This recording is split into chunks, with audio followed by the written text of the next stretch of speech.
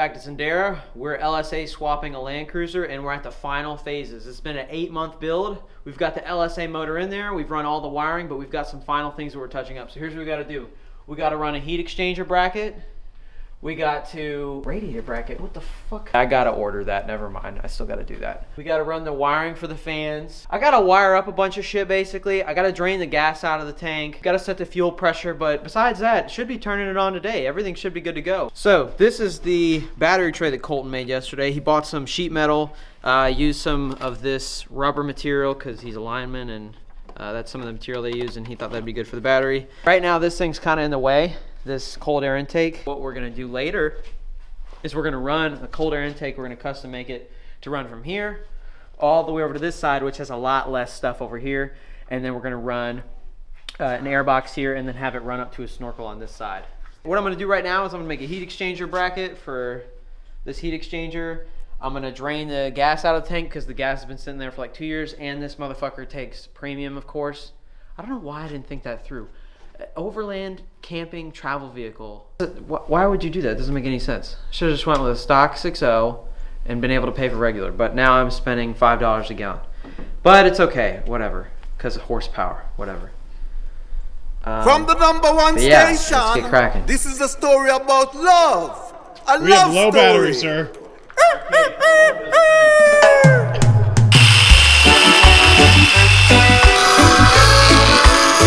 Music is love, and love is music.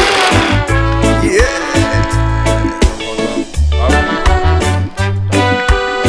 Sing the song, brother, sing the song. Sing the song, you could never be wrong. Yeah, yeah, yeah. So we got these coolant lines from the CTSV, but they don't quite fit in the Land Cruiser. But it is nice because this runs to the overflow tank that we have from the car. So I'm gonna cut these lines here, run some hose from here to the water pump, and then have these going into the heater core. We are trying to make this plumbing work for the Land Cruiser vehicle. Use my Supercharger as a charcuterie board. This is what you use the engine for. Chicken nuggets, tendies.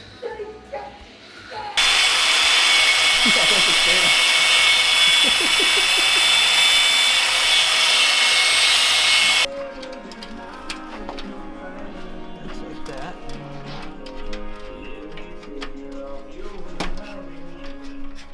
Focus. Is yours set, Colton? Pretty much. Okay.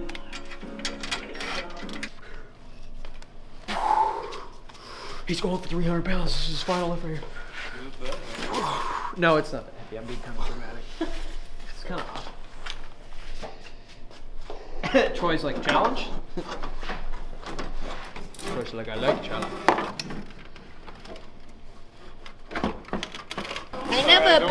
I've never put a hose on a tube that small. That big.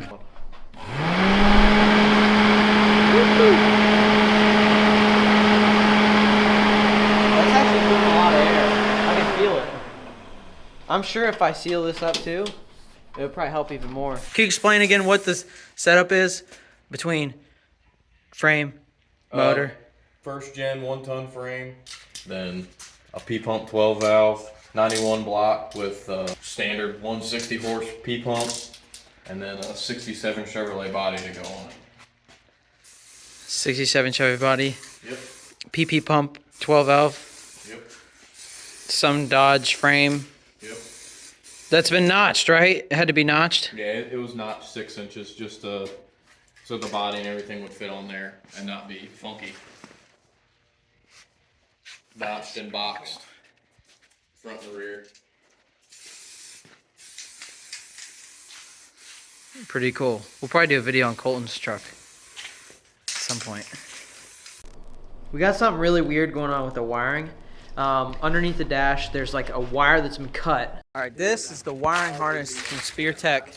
So now I'm gonna fish the entire harness through the firewall. The only part that stays in the cab is this here, which is where it connects to the actual computer, the ECU, or ECM. And then this here, which is the relay for the fuel pump and for the ignition switch. That's gonna all stay in the cab, and everything else I'm gonna fish through to the engine bay.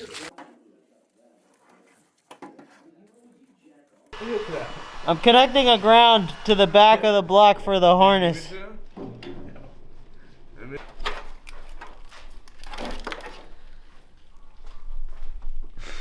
Alright, so something funny that's happening right now. When I turn the key on and I use the turn signal, the oil light flashes and the hazards click on. So I've got this hole cut so that I can switch the shifter arm from here. That shifts the transmission over to here because it's on the opposite side. Toyota's on this side, Chevy's on this side. 6 on 90, whatever the fuck a Land Cruiser comes with. Shout out to I Do Cars. I actually saw his video doing this first, but that's essentially it right there. We took it from the right side, moved it over to this side. So now, when we go to put this in the truck, it's gonna be lined up on this side, which is where the transmission linkage is. It's gonna be in the appropriate side. I went to go pull the hose out of the transmission, and look what happened. Colton, how should we clean this up?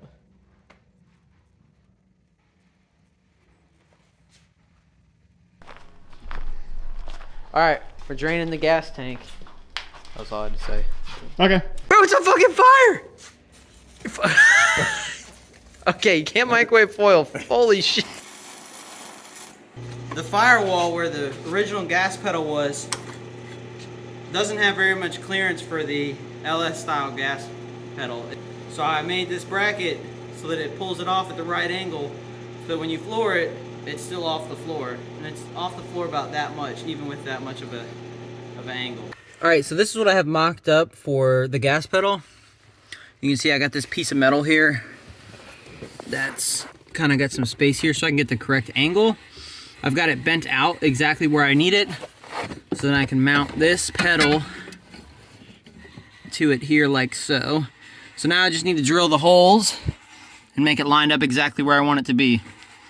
Right now I'm taking out the fuel pump out of the Land Cruiser because we're going to try and pull it out and then make the CTSV pumps work because they already had the right output. They already put out the right amount. Colton's over there MacGyvering, making the CTSV pump strip down. So we're going to see if we can get it to mate to the housing of this one and just use that as the pump. We'll see if it works. So he's going to test the fuel pump. Make sure it works. Oh, fuck!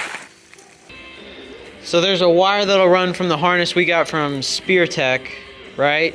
Yeah. And that'll run back to here.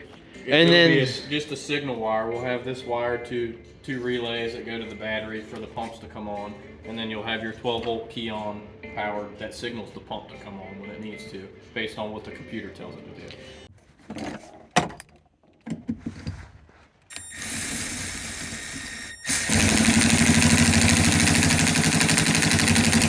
All right, here we go. We're gonna try it. You guys ready? Yeah.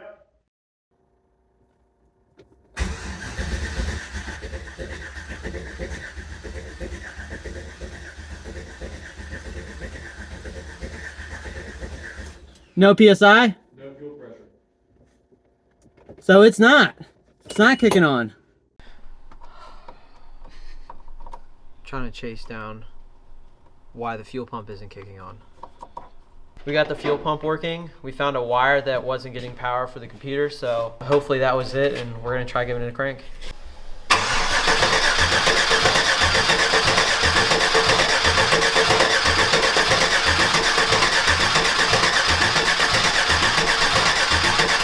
Two issues we found. Colton wired up the relays backwards. And I didn't realize there was a crankshaft position sensor wire that we hadn't hooked up. So let's see if it does.